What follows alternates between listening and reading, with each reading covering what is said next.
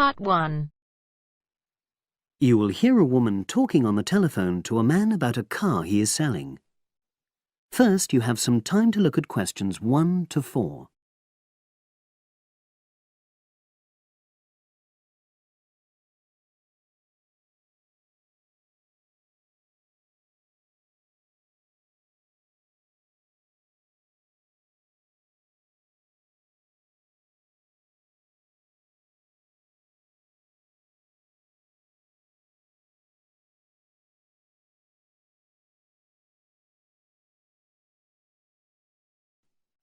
Now we shall begin.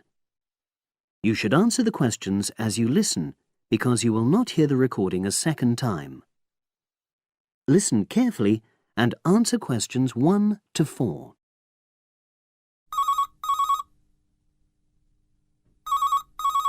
Hello, Brian Park speaking. Oh, hello. I'm calling about the advert in the paper. For the car? Yes, the Mini you've got advertised for sale. Oh, yes. I just wanted to find out a bit more information. Of course. What would you like to know? It's my brother who's interested, actually, but he's not in today, so he asked me to call you. Fine. Great, thanks. So, it's a Mini, Yep. and how old is it? Just coming up to 13 years old. And I seem to remember from the ad that it's grey. That's it. Doesn't show the dirt. Absolutely. Anyway, the colour shouldn't be a problem for Jeff. You know, the important thing is the quality. Yes, of course. And what about mileage? With it being pretty old, it's probably over 100,000? Actually, it's 40,000 less than that. 62,000 on the clock. Great! I remember now. I'm confusing it with another ad I was looking at. Right. Pleasant surprise then. Yeah. Have you been the only owner, or was there a previous one? I'm the second one. Before, it was owned by a teacher who was a very careful driver. Didn't have any accidents. Very good. And what about you? What do you tend to use it for? I haven't used it all that much, mostly for shopping. You know the sort of thing. So not much wear and tear. I'll make a note of that. I know Jeff wanted me to check that. Right. Before you hear the rest of the conversation, you have some time to look at questions 5 to 10.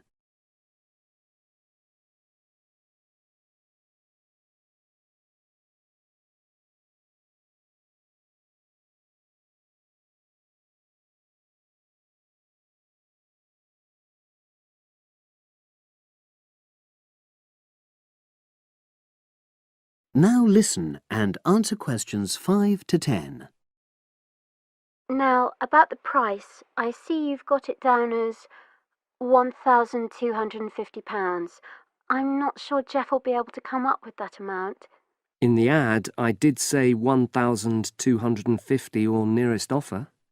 So would you be prepared to go down to 1,000?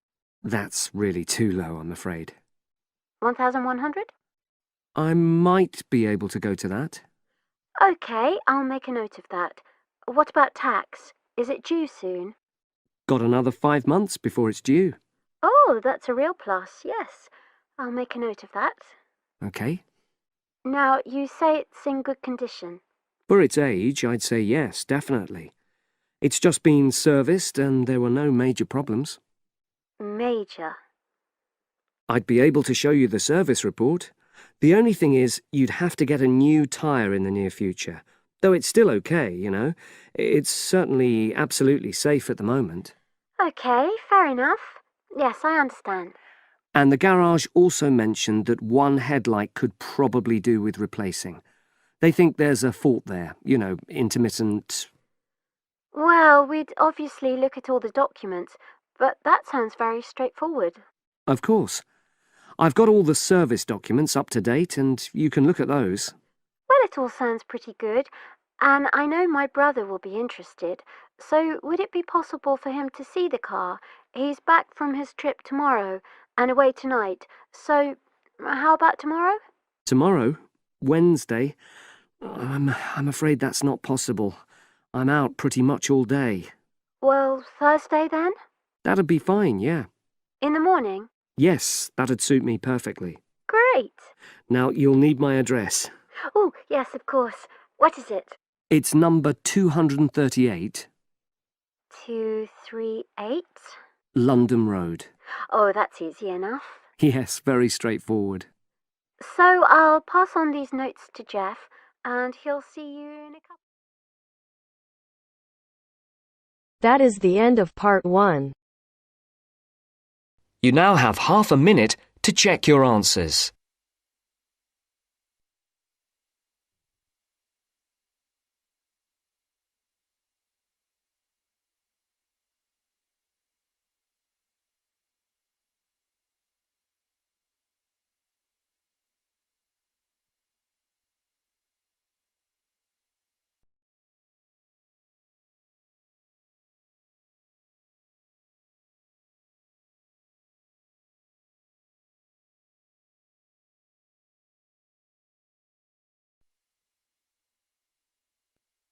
Now turns to part 2.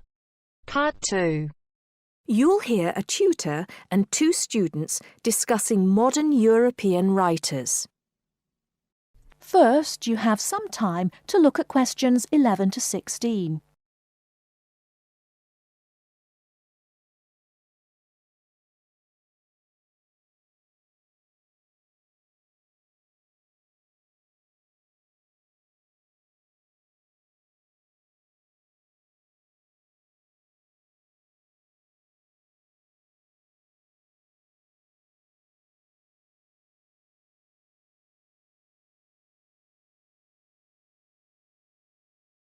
Now, listen carefully and answer questions 11 to 16.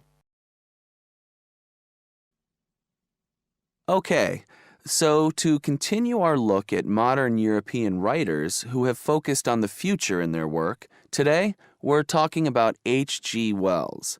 Last week, I asked you both to do some background research on Wells, which we're going to discuss now.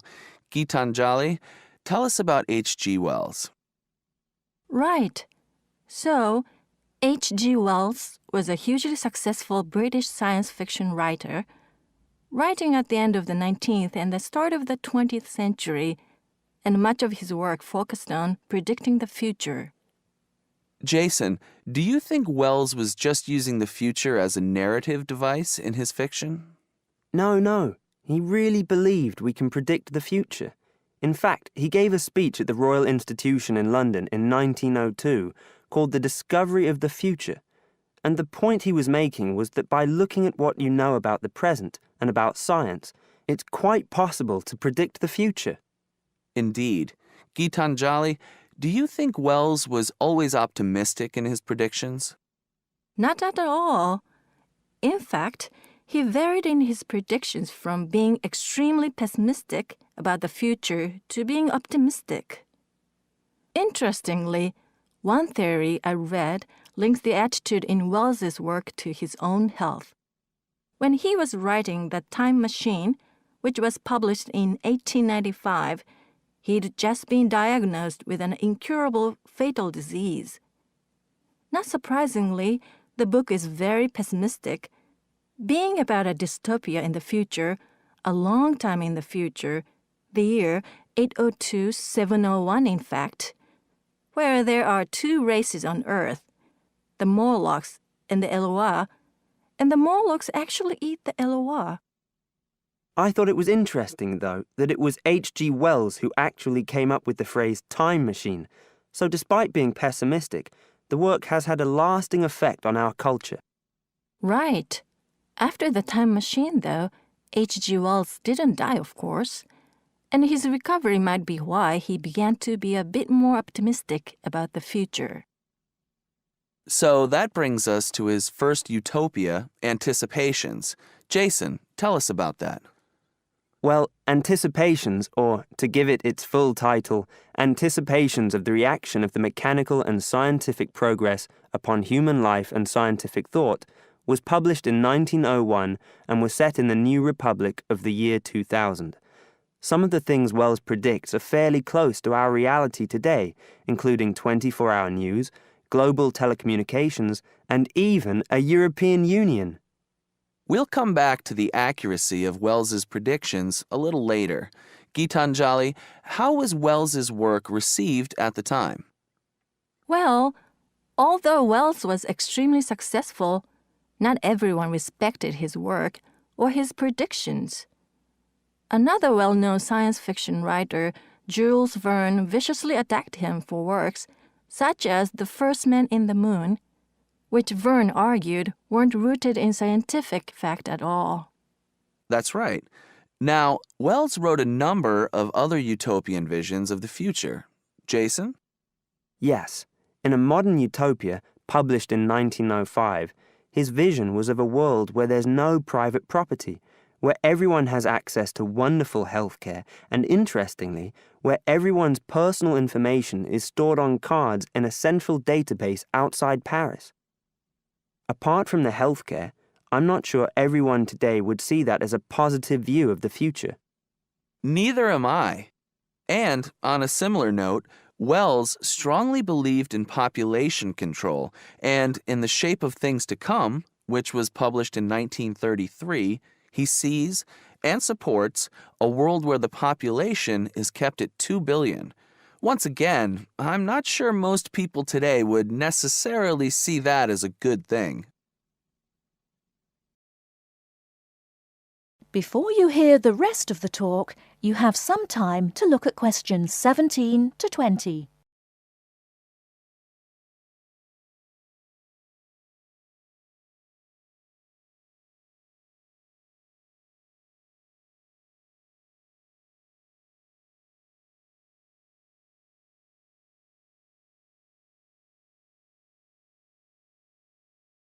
Now listen and answer questions 17 to 20. Gitanjali, in your research, did you come across anything about the world brain? Yes, I did. It's actually very interesting. Throughout the 1930s, Wells predicted and supported the setting up of a huge world encyclopedia. And towards the end of the decade, in 1938, he wrote a series of essays called World Brain. In these essays, he called for the world to make use of modern technology to create an enormous global encyclopedia so that all our knowledge is available to all people, not just an educated elite. Wells envisioned this as probably being on microfilm. He thought it would allow anyone, anywhere in the world, to look at any book or any document. He also thought it would be created by everyone, once again, not just by an elite.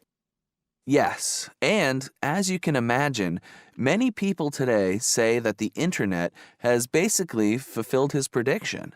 Of course, it doesn't use microfilm, but essentially, it does meet all Wells's main requirements.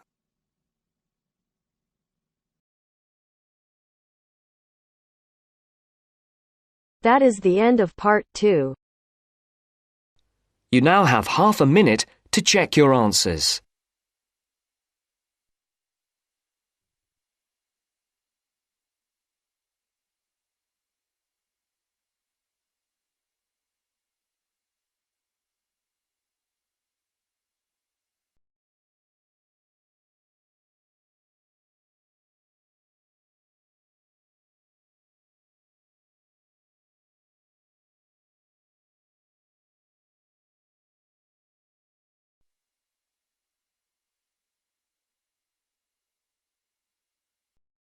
Now turns to part 3. Part 3. You will hear two conversations. Are based on the following conversation. The answer should be appropriate to the content of this conversation. First, you have some time to look at questions 21 to 25.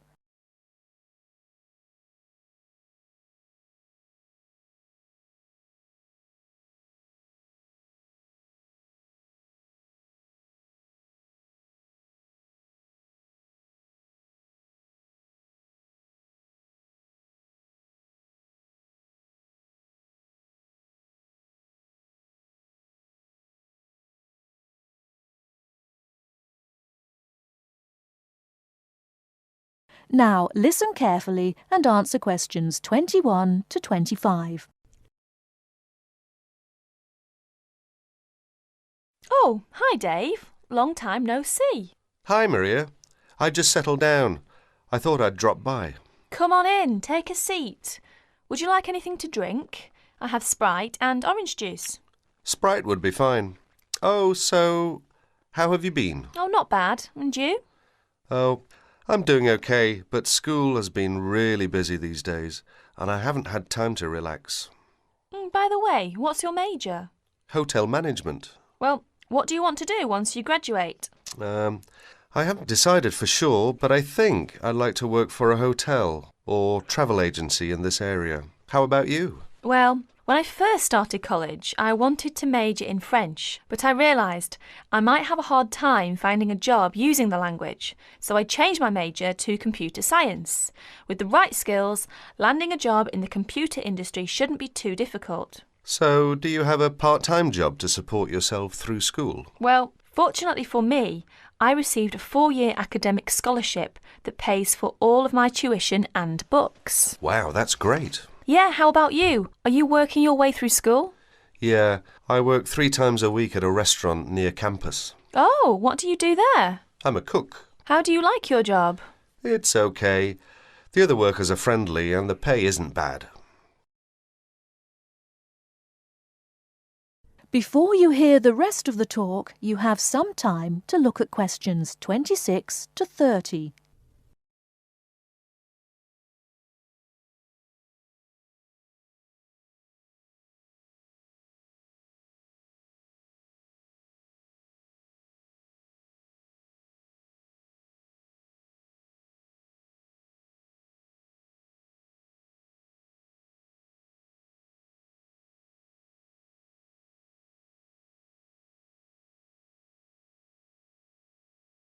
Now listen and answer questions 26 to 30.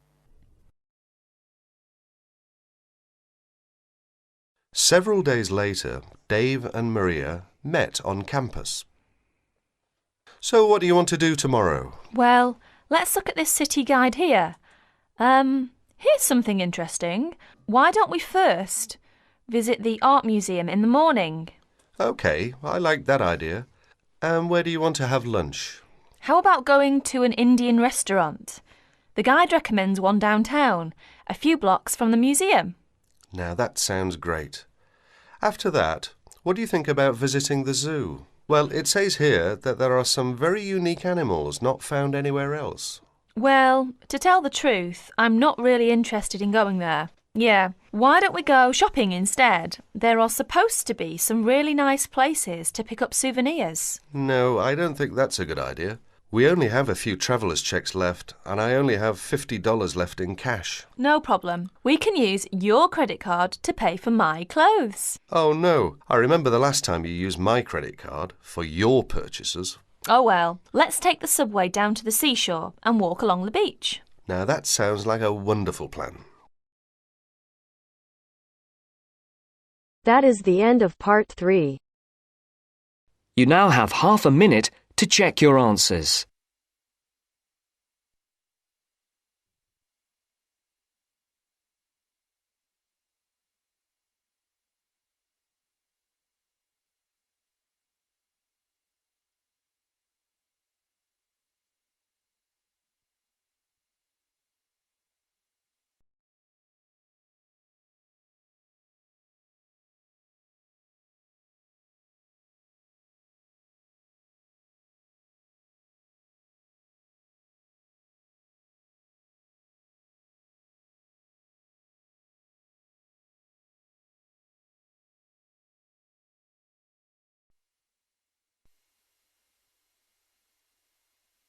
Now turns to part 4. Part 4. Hear an extract from a talk given by a lecturer from Management Department of a university on the topic Job Satisfaction. First, you have some time to look at questions 31 to 40.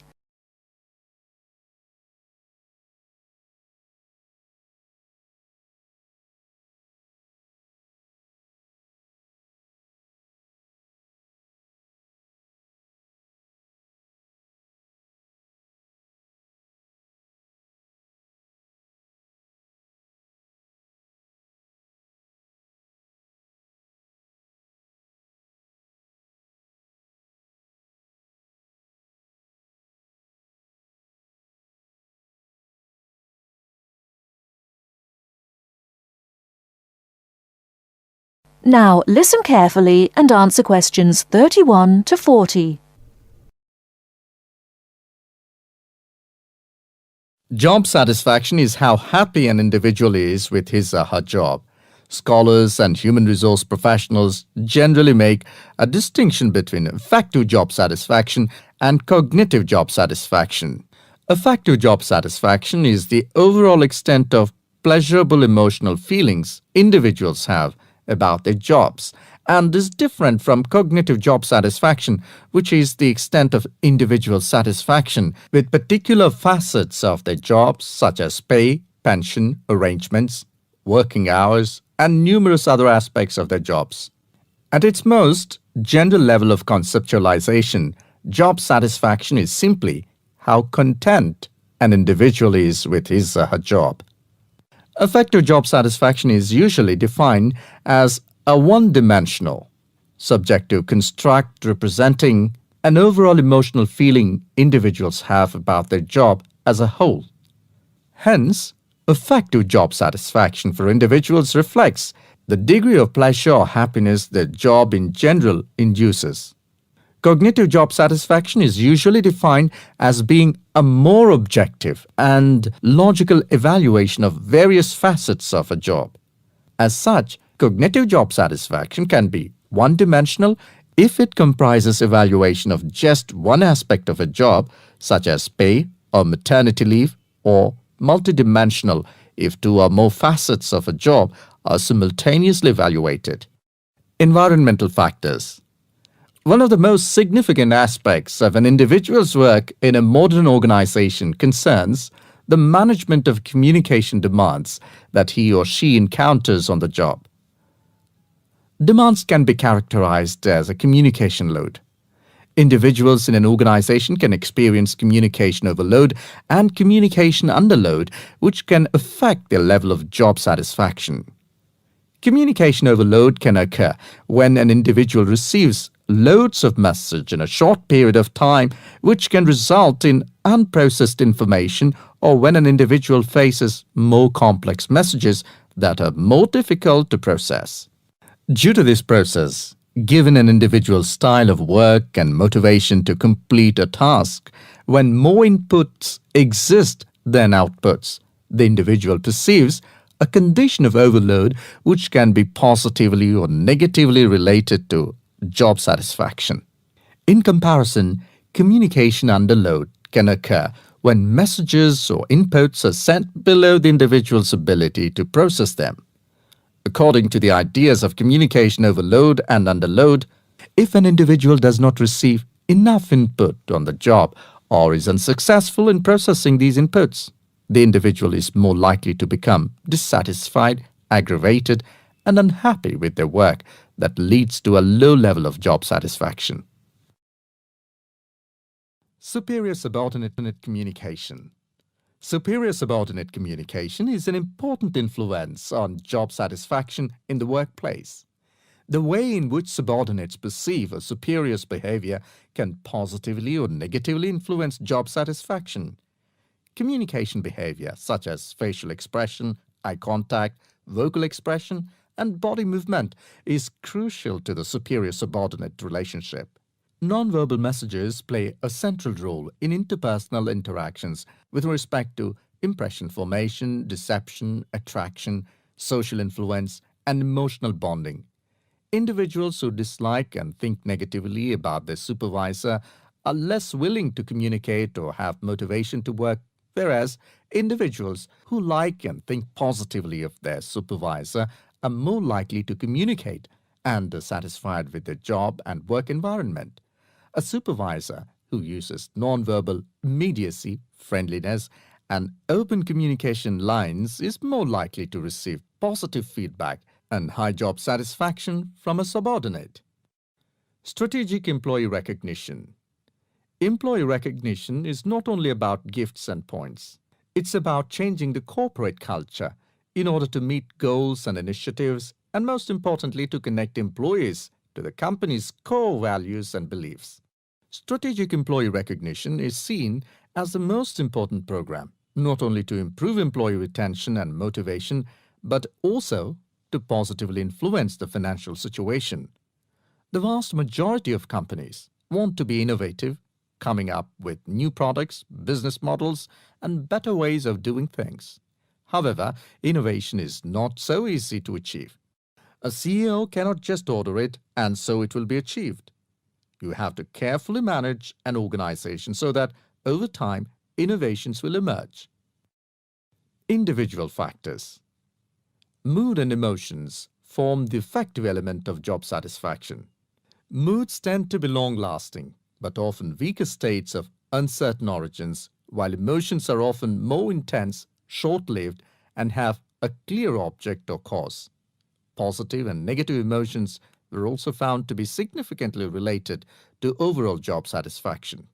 It was found that suppression of unpleasant emotions decreases job satisfaction, and the amplification of pleasant emotions increases job satisfaction.